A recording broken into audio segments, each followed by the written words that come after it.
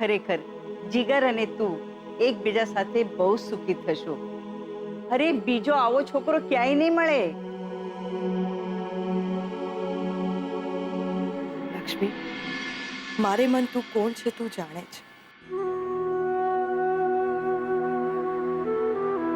જીગરથી વધારે રાજી કોઈ તને નહીં રાખી શકે. જે થયું, જે વીતી ગયું એને ભૂલી જા. જે મળી રહ્યું છે એની સામે જો.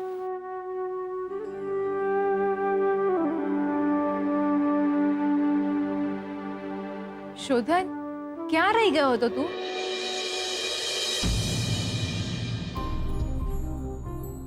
શોધવા તો ગયો હતો હું લક્ષ્મીને,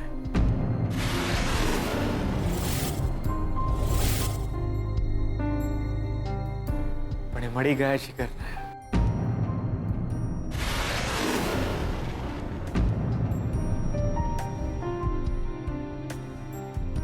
જે બન્યું એ બહુ જ ખરાબ થઈ ગયું, પણ આજે એક વાત નક્કી થઈ ગઈ કે જીગર અને લક્ષ્મી તમે એકબીજા સાથે ખૂબ જ ખુશ રહેશો. હવે ચાલો જલ્દી જલ્દી લગ્નની તૈયારીઓ કરવા માંડો. દાદાજી, મોમ અને ડેડ પાછા આવી ગયા છે, તો હું આજે ઘરે જઉં છું. હા હા, જાઓ જાઓ બેટા, જલ્દી ઘરે પહોંચી જાઓ. હવે અમે જાન લઈને આવ્યા એમ જ સમજજે.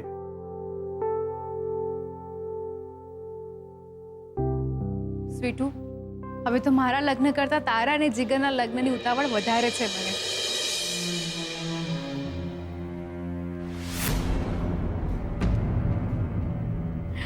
તારું ધ્યાન રાખજે.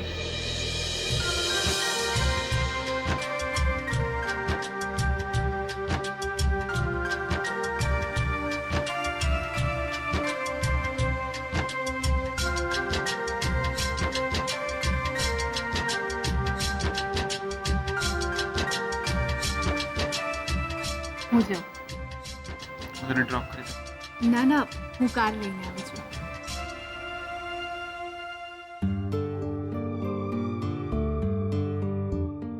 શોધન, તું હવે જલ્દી ઘરે મળવા આવ.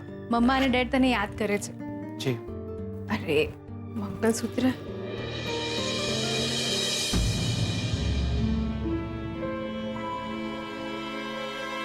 આ મંગળસૂત્ર સ્વીટુનું છે. હું અમદાવાદ આવી હતી ને ત્યારે એને જ મને આપ્યું હતું. એક કામ કર ને, અને તું જ રાખ ને, સાચવીને મૂકી દેજે. ઘરે મમ્મા જોશે તો ગુસ્સો કરશે. ચલ બાય, હું નીકળું છું. યા. ઘરે જઈને ફોન કરું. ઠીક છે? બેઠો. તમે રીતો તમારું સૌભાગ્ય ચીને મારી પાસે રહે એટલા માટે તમે તમારું મંગળસૂત્ર મારી પાસે મૂકી.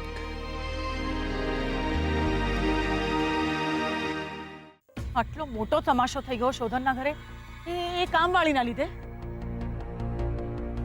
સાચું કહું ને તો મને તો એ જ નથી સમજાતું કે શોધનનું ઘર છે કે પછી નાટક મંડળી. અને કૈલાશ, હદની વાત તો એ છે કે શોધનના દાદાએ એક કામવાળીની માફી માંગી.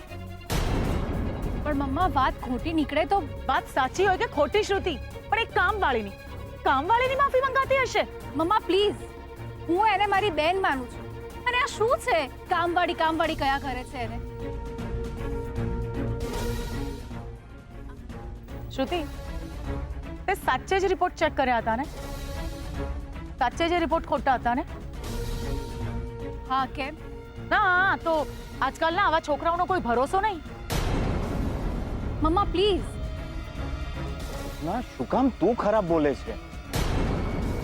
કૈલાશ પ્લીઝ, તમે બંને જણા ભેગા થઈને મહેરબાની કરીને મારી સાથે તો ચર્ચા ન જ કરો. આ જે પણ કાંઈ થયું છે ને એના માટે થોડા સિરિયસ થાવ. લગ્ન પહેલા જ એ બંનેના આવા તમાશા થઈ ગયા છે. લગ્ન પછી એ બંનેના નામના આનાથી વધારે તમાશા નહીં થાય, એની શું ખાતરી? અરે આપણે શું લેવા દેવા? આપણે શું લેવા દેવા? આપણે શું લેવા દેવા કૈલાશ? આપણે શું લેવા દેવા કૈલાશ? આપણે એ ઘરમાં છોકરી આપવાની છે. અને જે ઘરમાં આવા તમાશા થતા હોય ને એ ઘરમાં દીકરી આપતા પહેલા હું 100 વાર વિચાર કરીશ.